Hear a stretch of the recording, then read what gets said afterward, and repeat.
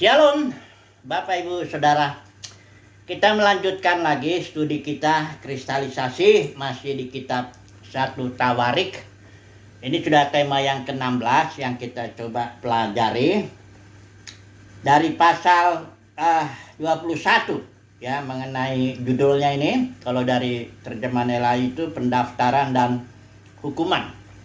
Nah, ini kita coba dulu bandingkan karena ini ada juga padanan ceritanya ini yang ada di Samuel ya. Ada di 2 Samuel pasal 24. Kita coba lihat dulu ya. Pasal 21 yang dari 1 Tawarik ini. Ceritanya begini, iblis bangkit ayat 1 ya, saya baca ya. Iblis bangkit melawan orang Israel dan ia membujuk Daud untuk menghitung orang Israel. Perhatikan ya di sini ya. Firman Tuhan bilang, iblis bangkit melawan orang Israel. Itu satu ya. Yang kedua, ia membujuk Daud untuk menghitung orang Israel. Kedua ya. Coba dulu kita bandingkan di sini. Kalau di sini ceritanya begini. 2 Samuel 24. Bangkitlah pula murka Tuhan terhadap orang Israel. Ya, yang pertama tadi dikatakan iblis bangkit melawan orang Israel. Tapi kalau di sini dibilang di 2 Samuel ini bahwa bangkitlah murka Tuhan atas Israel, ya. Kemudian di sini di sini udah besar ini, ya. Karena memang cerita di atasnya kan ini soal Tuhan murka orang Israel. Jadi ianya ini Tuhan juga ini menghasut Daud melawan mereka, melawan Israel itu. Ya. Firman Tuhan, pergilah, hitunglah orang Israel dan orang Yehuda. Nah, kalau orang tidak memahami bagaimana Tuhan menggunakan iblis, ini cerita jadi bahaya ini. Seolah-olah jadi Tuhan yang mendorong Daud untuk berbuat dosa. Kan menghitung orang Israel dan orang Yehuda itu pada akhirnya itu berbuat dosa karena Tuhan langsung hajar itu. Disiplin ya. Yoab sendiri udah merasa ini sangat keji dianggap karena ini akan menghitung itu. Jumlah itu suatu ekspresi kesombongan atau suatu tindakan yang pendeknya mencelakakan Israel lah, ya, dengan menghitung itu, ya. Dan memang benar ya, sedangkan cara menghitung setelah habis Yoab dan para panglima menghitung, Daud berdebar-debar karena itu memang tindakan yang bodoh. Dia cuma mengaku Daud juga tindakan yang bodoh. Nah, tapi persoalannya sebenarnya siapa yang menghasut Daud untuk menghitung orang Israel itu? Siapa itu sebenarnya? Karena kalau dalam 2 Samuel dibilang bangkitlah pula dibilang ia menghasut Daud. Maksudnya Tuhan yang menghasut Daud di dalam 2 Samuel 24. Tapi kalau di dalam 1 Tawarik 21 dikatakan iblis. Dan ceritanya kan iblis bangkit melawan Israel dan maksud iblis membujuk Daud. Jadi sebenarnya siapa ini yang membujuk Daud? Itu pertanyaan. Dan itu kalau kita bisa menjawab pertanyaan itu, kita bisa tahu nanti bagaimana kondisi sebenarnya ini. Bahkan kita harus belajar dulu iblis ini siapa. Jadi kalau sebenarnya sederhana ceritanya, di dalam 2 Samuel dikatakan Tuhan menghasut Daud untuk berbuat dosa ini ya, menghitung orang Israel ini ya, itu dosa. Jadi kalau Tuhan menghasut Daud, itu udah gak mungkin lagi. Karena Alkitab bilang dia tak pernah mencobai, dia menguji ya. Seperti dia menguji Abraham, apakah Abraham ini taat kepada Tuhan atau tidak. Dalam banyak hal Tuhan menguji iman kita juga. Tapi kalau dia mencobai ya, dalam arti mendorong orang supaya berbuat dosa, itu nggak mungkin Tuhan yang mengerjakan. Karena Yakobus juga bilang, apabila engkau datang pencobaan, jangan bilang pencobaan ini dari Tuhan. Tuhan tidak pernah mencobai dalam arti mendorong orang supaya berbuat dosa. Nggak mungkin. Jadi penjelasannya ini, Tuhan menggunakan iblis ya untuk menghasut Daud. Pertanyaannya lagi, kenapa? Karena Tuhan dikatakan di sini murka terhadap orang Israel. Kalau ditanya lagi kenapa? Pastilah karena orang Israel ini berbuat dosa. Biasanya dalam konteks ini, cerita ini, itu jatuh dalam penyembahan berhala. Israel itu dosanya cuma dua sebenarnya yang paling parah lah katakannya. Pertama yang minta raja itu di zaman Samuel ini. Karena Samuel bilang engkau melakukan dengan minta raja itu sebenarnya orang Israel menolak Tuhan sebagai rajanya ya. Kemudian dosa yang kedua yang kita tahu ya penyembahan berhala. Jadi dikatakan di sini murka Tuhan terhadap Israel ini besar kemungkinan ya memang Israel itu menyembah berhala. Nah karena Tuhan murka, Tuhan pakai iblis untuk menghasut Daud agar Daud hitung orang Israel. Setelah itu Tuhan panggil Gad itu nabi, seorang nabi ya, suruh pilih ya. Karena karena itu jahat ya. Ayat 7 lihat. 1 Tawarik 21 ayat 7. Tetapi hal itu jahat di mata Tuhan, sebab itu dihajarnya orang Israel. Suruh pilih. Mau dihajarnya oleh pedang manusia kira-kira intinya atau dengan pedang Tuhan yang penyakit sampar 3 hari itu. Ya, bingunglah Daud ini bagaimana. Udahlah kita jatuh aja ke tangan Tuhan. Akhirnya pedang Tuhan itu aja penyakit sampar kepada orang Israel. Tuhan datangkan itu dan tewas dari orang Israel 70.000 orang. Ya, kurang lebih sekitar ya 70.000 orang ini. Daud udah berdoa dia, Tuhan bukankah aku yang bersalah menghitung orang Israel ini sebagai tanda ekspresi kesombongan dan sebagainya lah. Tapi Tuhan punya dia skenario ini gini, karena ini Daud kan nggak tahu, kayak Ayub juga. Ayub tuh nggak tahu kenapa dia dihajar oleh iblis sedemikian mengerikan begitu. Tapi Tuhan selalu, maksud Tuhan baik. Dalam kasus Ayub itu supaya Ayub pasal 42 ayat 5 itu dikatakan Ayub bilang hanya dari kata orang aku mengenal engkau, tapi sekarang mataku melihat engkau. Jadi Ayub dihajar itu melalui iblis, ya iblis menjadi alat di tangan Tuhan itu untuk menghajar Ayub agar Ayub pengenalannya lebih dalam. Di sini Daud juga begitu, ya dia Israel sebenarnya yang dihajar itu sebenarnya karena Tuhan murkanya kepada Israel bukan kepada Daud, ya. Tapi Daud juga salah, ya ada kesalahan Daud di sini, ya. Nah, jadi tapi melalui kasus ini Daud menemukan tempat di mana Tuhan menentukan mesbahnya harus didirikan. Jadi di sini tempat pengirikan ornan ini ada. Di situlah dia bait suci dibangun, ya. Ada kebaikan daripada disiplin Tuhan ini. Tapi yang sekarang ini kita mau fokus. Karena banyak orang Kristen berpikir begini, iblis itu kan dalam kekristenan kan ceritanya iblis itu tadinya malaikat baik katanya, ya. Namanya Lucifer, bintang fajar. Nanti saya cerita dari mana itu datangnya dongeng itu. Terus katanya iblis itu tiba-tiba sombong. Dia ingin menyerupai Tuhan. Kemudian dia berontak si iblis ini yang konon katanya namanya malaikat Lucifer dan katanya suka muji-muji Tuhan. Bahkan ada lagi dongeng lebih gila lagi katanya seluruh tubuhnya itu alat musik katanya. Dan bahkan dia menyeret sepertiga. Ya, itu adanya. Ini ilmu comotologi atau cocokologi, nanti saya buktikan itu bahwa itu cocokologi ya. Ada istilahnya mencocok-cocokkan aja, nyomot-nyomot ayat, dibangunlah satu cerita dongeng. Tapi ini dipercaya oleh ribuan, bukan oleh ribuan, berabad-abad orang Kristen. Kalau ditanya siapa yang menciptakan atau dari mana iblis itu datang, pasti ceritanya ini, ya. Oke, ya.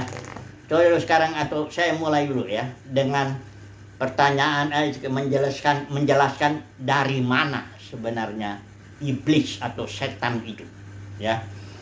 Ingat dulu ya cerita ini ya, nanti kita kembali lagi ke sini. Pokoknya tangkap aja dulu bahwa Tuhan murka kepada Israel dan itu biasanya karena penyembahan berhala. Itu satu ya. Dan yang kedua, Tuhan pakai iblis untuk menghasut Daud agar Daud menghitung Israel. Dan karenanya kenalah disiplin itu. Bagi Israel 70.000 orang mati kena penyakit campak. Bagi Daud ya dia diajar juga ya dengan karena dikatakan sini Daud sangat susah hatiku karena perbuatan bodohnya dia itu. Tapi melalui itulah akhirnya Daud menemukan tempat di mana mesbah atau bait suci harus dibangun. Bagi orang Israel penting tempat ya. Nggak boleh sembarangan memberikan korban persembahan, harus di tempat yang dipilih Tuhan. Itu Yerusalem ya ini. Ini kan orang Yebus ini, si Ornan. Ada di orang Yebus itu penduduknya Yerusalem asli itu. Oke, sekarang kita coba masuk dulu. Siapa yang iblis itu dari mana? Kira-kira gitulah. Mari kita melihat dulu ya. Dongengnya bisa kasih tahu ya, nanti sekaligus saya kutip-kutip ayatnya supaya saudara tahu dari mana dongeng bahwa iblis itu tadinya malaikat Lucifer yang baik, muji-muji Tuhan gitu dengan alat musik. Kemudian dia berontak, dia lihat Tuhan, saya ingin jadi seperti Tuhan. Dia berontak, menyeret sepertiga dari malaikat-malaikat baik ikut dengan dia ya. Dan itulah dia sekarang, jadi roh-roh jahat lah itu katanya. Oke. Mari kita mulai dulu dari Kejadian ya, dari mana setan itu sebenarnya. Kejadian 3 ayat 1 aja lah dulu kita baca ya. Waktu saya tadi ya, oke, masih lama ya, masih ada waktu. Mari kita lihat Kejadian 3. Adapun ular ialah yang paling cerdik dari segala binatang di darat yang dijadikan oleh Tuhan. Perhatikan ya, ular adalah yang paling cerdik zaman Eden ya. Ular ialah yang paling cerdik dari segala binatang di darat yang dijadikan oleh Tuhan. Tangkap dulu satu fakta. Ular dijadikan Tuhan. Artinya Tuhan yang menciptakan ular. Ya, setuju ya semua. Karena ular itu binatang. Tapi kan banyak orang Kristen berpikir ular ini ular jasmani. Sekarang kita periksa dulu di Kejadian pasal 3. Ular di sini dia bisa ngomong. Ngomong dia sama Hawa katanya. Ini ular itu berkata kepada perempuan, tentulah Tuhan berfirman semua pohon dalam taman ini jangan kamu makan buahnya, bukan? Ini ular bisa ngomong. Terus saudaraku, ini ular siapa dong yang bisa ngomong nih ya? Kok aneh, kok ular bisa ngomong ya? Karena ular jasmani itu udah bisa ngomong. Udah tahu ya. Oke. Kemudian ular ini kan dikutuk ya, kita tahu ceritanya. Dan dikatakan di sini makanannya debu. Ya, ini coba dulu kita baca dulu ya. Ayat berapa dulu? Ular itu ya kena ayat yang ini. Yang ke-15 ya. Yang ke-14 ya. Ular itu dikutuk sama Tuhan gini.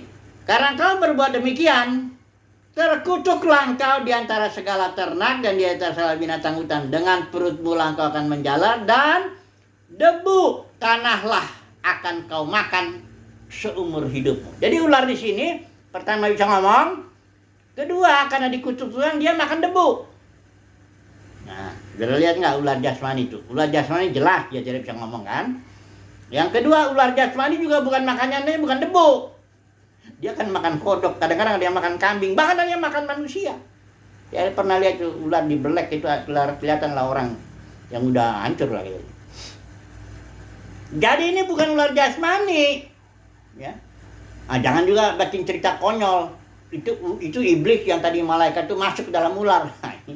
Itu makanya saya bilang terlalu konyol ceritanya itu. Tapi saya sampaikan ini supaya saudara tahu dalam dunia kekristenan banyak kekonyolan, banyak.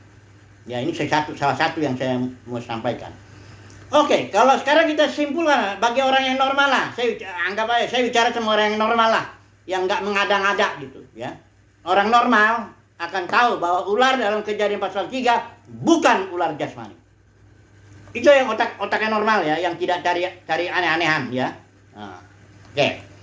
Kemudian siapa kalau gitu ular ini? Ya, kok bisa ngomong? Kok makan debu? Debu itu di sini kan sebenarnya simbol debu manusia ini. Ini dari engkau berasal dari debu dan kembali kepada debu. Jadi iblis itu dikutuk makannya makan debu. Ular ini. Oke lah, kita lihat Wahyu pasal 12 ya. Siapa ini sebenarnya ular ini di pasal 12. Ini ada juga di pasal 20-nya juga disebut juga ya. Dikatakan 20 ayat 2 ini.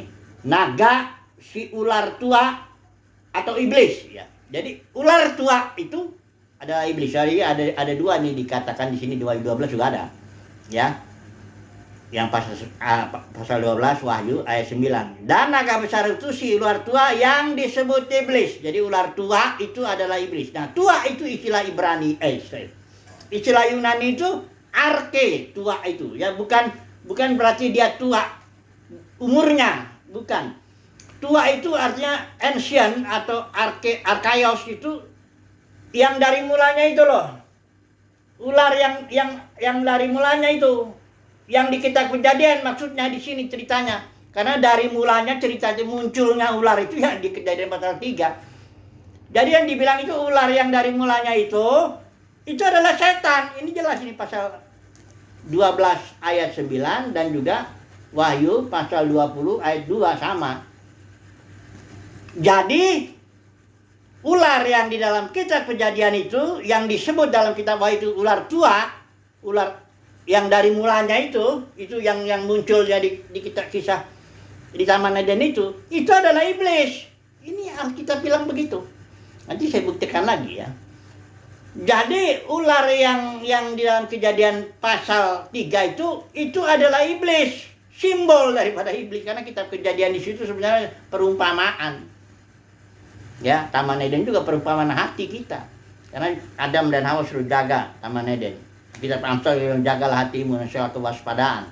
Jadi Taman Eden kita itu hati kita ini sebenarnya ya, yang harus dijaga. Tangkap dulu ya. Ular dalam Kejadian pasal 3 adalah setan atau iblis ya.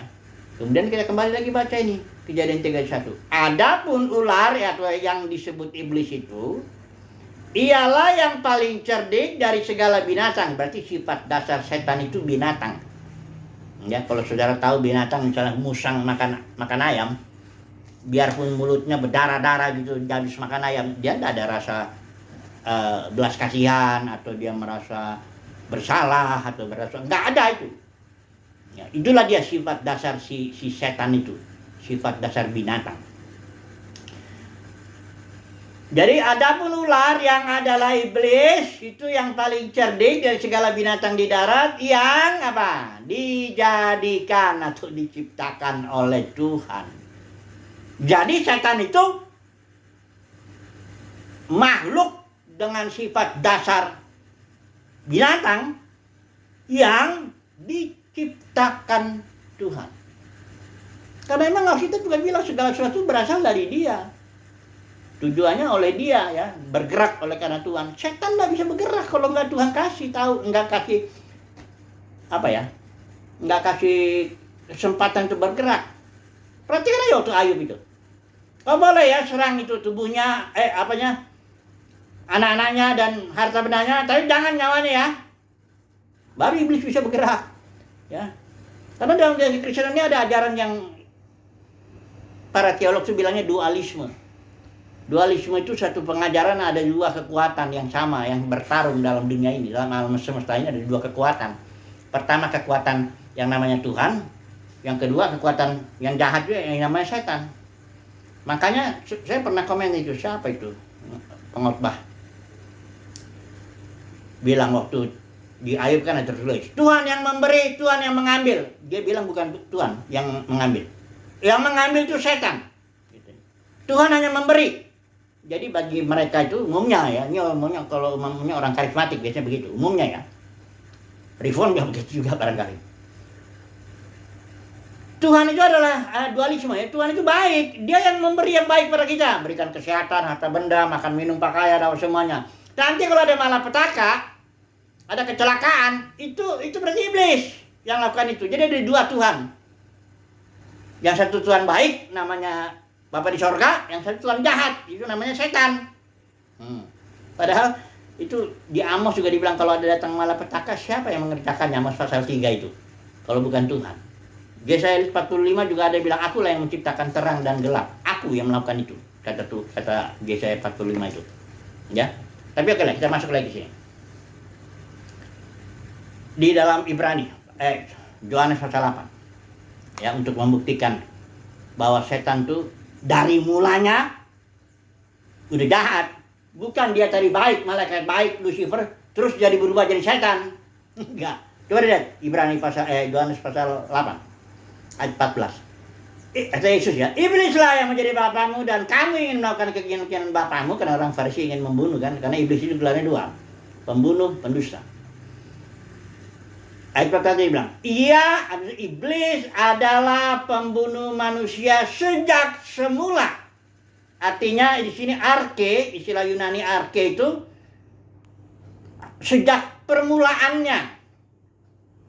Jadi ular itu memang permulaan sejak awal itu emang sudah pembunuh. Ular itu bukan iblis yang tadinya malaikat Lucifer. Ya, jadi dia bikin jahat dirinya sehingga jadi setan. Itu kan konyol ya. Di 1 Yohanes juga pasal 3 ayat 8 ya. Barang siapa yang tak berbuat dosa berasal dari iblis, sebab iblis berbuat dosa dari mulanya. Ini juga arke istilahnya. Dari permulaannya itu iblis udah jahat. Bukan iblis itu tadinya malaikat baik, terus jadi jahat, membuat dirinya jadi jahat. Itu aneh. Kemudian para teolog ini nggak habis akal. Nah, ini dia ilmu dia tuh. Cocokologi yang saya bilang. Dia ngambil kutip dari Yesaya 14 dan dari Yesaya 28. Ini dia ilmu cocokologi. Ya, udah dibilang bahwa prinsip konteks itu paling penting dalam penafsiran. Saya kebetulan ngajar hermeneutik itu 10 tahun tuh kurang lebih. Itu nomor 1 prinsip yang paling nggak boleh dilanggar itu. Dalam menafsirkan itu, satu istilah bahkan harus lihat konteksnya. Konteks itu alur berpikir ya. Atas ayat atasnya, ayat bawahnya, konteks dekat, konteks jauh, konteks sejarah, konteks perjanjian, seluruh konteks Alkitab. Mesti begitu. Supaya jangan nanti cocokologi, ya, ilmu cocokologi, ya. Ilmu mencocok-cocokkan. Bikin cerita aneh, ambil ayat-ayat gitu. Itu cocokologi ya. Perhatikan Yesaya 14 ini. Ini konteksnya sedang berbicara Raja Babel. Saudara baca Yesaya 14. Si ahli teologi ini, tanda kutip ya, dia mengambil ayat di sini, dibilanglah di sini, ayat 12. Betapa engkau telah jatuh dari sorga, hai yang bersinar putra fajar. Ini Lucifer itu artinya, putra fajar. Ini katanya itu tadi lagi malaikat itu tadi katanya. Engkau telah dihempaskan ke tanah dan sebagainya. Pendeknya inilah dia kejatuhan iblis katanya. Yesaya pasal 14 ayat 12. Inilah dia cocokologi itu. Ini ayat enggak bicara iblis. Ini ayat sedang bicara Raja Babel. Dari mana you punya otoritas comot ayat 12 ini dan terapkan kepada cerita dongengmu itu tentang iblis yang adalah katanya malaikat Lucifer itu? Dari mana kau punya otoritas itu? Kalau main mencomot-comot begini, oh ini bahaya, itulah. Engkau bisa buat apa-apa, mau punya istri banyak. Saya bisa comot ayat. Ambil aja ayat perjanjian lama, banyak sekali tuh. Baik Abraham, baik Daud, baik ini. Engkau mau gantung diri juga bisa. Saya ambil aja, comot aja itu cerita tentang Yudas itu. Ya, karena ayatnya, lalu Yudas menggantung diri, terus comot. Yudas saja murid Yesus gantung diri, masa kita nggak gantung diri? Udah gitu comot lagi, ada ayat lagi. Yesus ngomong sama Yudas, apa yang kau mau perbuat, perbuatlah dengan segera. Itu kan ada ayatnya tuh, comot aja itu. Jadi Yesus sudah turun tuh, kita gantung diri, ayo kita gantung diri. Jadi begitu. Itu model penafsiran. Dia ketawa kan kalau tapi itulah yang diperbuat para teolog itu dengan mencomot-comot ayat. Kemudian dicomot lagi ayat Yesaya Yesaya 28. Ini konteksnya lihat, ini Raja Tirus. Ini ayat Alkitab ini semuanya ayatnya sedang bicara tentang Raja Tirus. Makanya di sini dikatakan manusia. Perhatikan di sini ayat 9. Engkau berkata, akulah Elohim di hadapan orang yang akan membunuh. Namun engkau seorang manusia dan bukan Elohim. Ini yang dibicarakan manusia ini. Perhatikan pasal 28 ayat 1-nya ini, ayat 2. Ya. Engkau menjadi tinggi hati, ya, ini cerita Tirus ini. Engkau telah berkata, aku adalah Elohim, aku akan duduk di atas Elohim, tengah-tengah lautan manusia. Namun engkau seorang manusia. Memang konteksnya ini Raja Tirus manusia. Tapi dicomotlah sama si ahli teologi ini, tanda kutip. Banyaklah tanda kutipnya, karena ini orang setan gila bener ini. Dia bilang ini setan, ini ayat untuk setan ini. Menjadi tinggi hati, ini si Lucifer ini katanya jadi tinggi hati. Dia mengaku, aku adalah Elohim.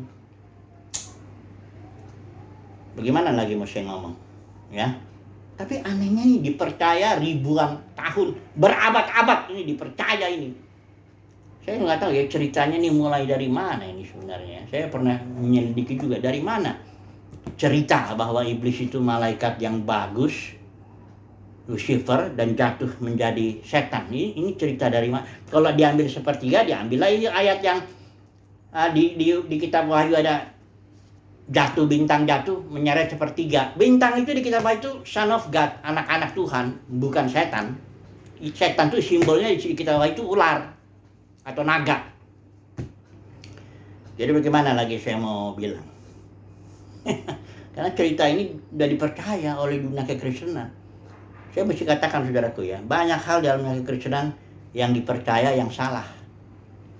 Saya ulangi lagi deh, baik mengenai ibadah, bilang inilah rumah Tuhan, di sinilah harus ritual begini begitulah. Padahal ibadah itu kita bilang dalam roh dan kebenaran, bukan di gunung ini, gunung itu, ritual ini, ritual itu, gedung ini, gedung itu.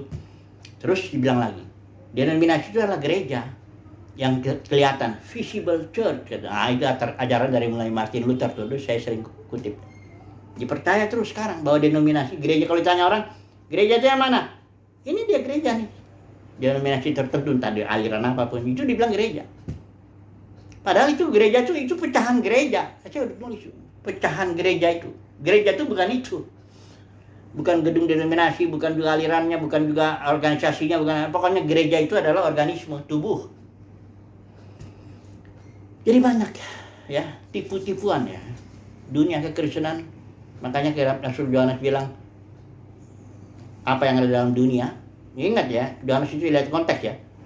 Rasul Yohanes bilang ini, apa yang ada dalam dunia, keinginan daging, keinginan mata, keangkuhan hidup. Ini yang dalam dunia ini. Ya, yang Rasul Yohanes bilang, jangan kau mengasihi dunia dan segala yang di dalamnya itu, keinginan daging, keinginan mata, keangkuhan hidup. Karena siapa yang mengasihi dunia, kasih akan Bapa tidak ada dalam orang itu. Nah, banyak orang bertanya, dunia ini siapa? Bukan dunia dalam Yohanes 3 ayat 16. Karena begitu besar kasih Bapa kan dunia. Karena itu dunia di sini, langit, bumi, laut, dan segala isinya, khususnya semua manusia. Itu Bapa suruh, Bapa aja mengasihi itu, dan kita harus belajar mengasihi semua manusia. Tapi kalau dunia dalam 1 Yohanes ini adalah sistem kosmos atau dunia kekristenan, sistem keagamaan yang bunuh Yesus itu. Dalam Yohanes 17 jelas itu, dunia itu yang membunuh Yesus. Jangan mengasihi ini. Ini sistem yang melawan Tuhan ini. Di dalamnya ada keinginan daging, keinginan mata, keangkuhan hidup. Itulah dia dunia kekristenan. Jangan heran. Dunia kekristenan itu penuh dengan keinginan daging, keinginan mata, keangkuhan hidup. Sangat lahiriah. Suksesnya lahiriah, teologinya juga lahiriah. Ajarannya juga tipu sana, tipu sini. Ya, saya mesti kasih tahu ini satu. Ngajarin iblis itu katanya malaikat Lucifer lah, ya tadinya baik, memuji-muji Tuhan begini, tiba-tiba jadi jahat dan jatuh. Kan cerita konyol itu. Yang dipercaya berabad-abad dalam dunia kekristenan. Nah, kita udah jelas ini, masih kurang jelasnya. Saya anggap bagi orang yang akal sehat, normal, cinta Tuhan, udah jelas lah ini. Karena memang Tuhan lah yang menciptakan iblis, dan dia budaknya. Iblis itu budaknya. Dia makhluk, nggak punya apa-apa dia. Jangan minta apa-apa sama setan. Setan tuh gelarnya cuma 2, pembunuh, pendusta. Emang dia mendustai dong? Jelas dia. Pertama dia mendustai tentang dirinya. Itulah dia cerita Lucifer. Itu Lucifer itu cerita itu dustanya setan. Setan sendiri yang masuk dalam otak-otak itu, otak-otak para teolog itu dan membuat cerita yang aneh itu. Setan itu yang bikin supaya dia nggak ketahuan identitasnya. Seolah-olah dia kan saya itu hebat loh. Udahlah ya. Ini sudah habis mulai waktu saya. Sekarang kita ambil kesimpulan dulu lah. cerita pendaftaran dan penghukuman ini ya, pahami dulu bahwa setan itu budaknya Tuhan. Jadi nggak usah takut sama setan. Setan itu dipakai Tuhan kapan Tuhan perlu aja, ya. Jadi Tuhan itu kan Elohim adalah kasih. Kasih itu bisa, kalau saudara lihat perumpamaan ini terakhir lah sebelum ambil semua. Perumpamaan Newton itu apa, Newton bikin percobaan spektrum namanya itu. Sinar putih dikasih prisma, keluarlah itu Megiku hibiniu. Dulu saya merah, jingga, kuning, hijau, biru, hibiniu, nila, ungu. Jadi Elohim yang adalah kasih, sebenarnya dia dalam arti baik, kebaikannya, kemurahannya, kasih karunia-Nya, anugerahnya apa. Tapi dia juga ada disiplinnya, ajarannya, bentukannya apa semua. Nah ini sisi yang di sini itu iblis jadi budaknya. Kalau Tuhan menghajar orang itu ya yang dipakai iblis. Contohnya Ayub, contohnya Daud waktu kita dia sama Batseba. Dan yang ini juga nih. Jadi Tuhan pakai iblis ya, untuk menghajar. Sisi Tuhan tuh ingat loh, kasih itu artinya bukan hanya memberi, kasih itu juga mendidik, menghajar, membentuk, memproses. Nah Tuhan pakai iblis itu. Semuanya budaknya Tuhan semuanya ini. Semuanya dipakai Tuhan ini. Yang menentukan segala sesuatu Tuhan. Burung jatuh pun tidak akan ada terjadi kecuali oleh kehendak Tuhan. Karena Alkitab bilang rambutnya pun kena dihitung. Jadi jangan punya konsep dualisme ya. Sudah ngerti lah ini ya sekarang ya. Kita bersyukurlah kepada Tuhan. Memujilah bahwa kita punya cuma satu Tuhan yang berkuasa.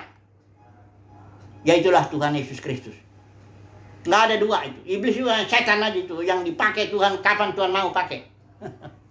Kalau enggak nganggur dia. Nggak tahu apa kerjanya. Sudah ya, puji Tuhan ya. Jadi dan Tuhan selalu mengatur sedemikian untuk kebaikan pada akhirnya. Kasus Ayub, kasus Daud, nih yang kita cerita sekarang ini, akhirnya Tuhan Daud menemukan di sinilah tempat mesbah. Puji Tuhan ya. Jadi itulah kesimpulannya. Tuhan pakai segala sesuatu untuk mendatangkan kebaikan bagi kita, termasuk Tuhan pakai iblis ya. Haleluya. Amin.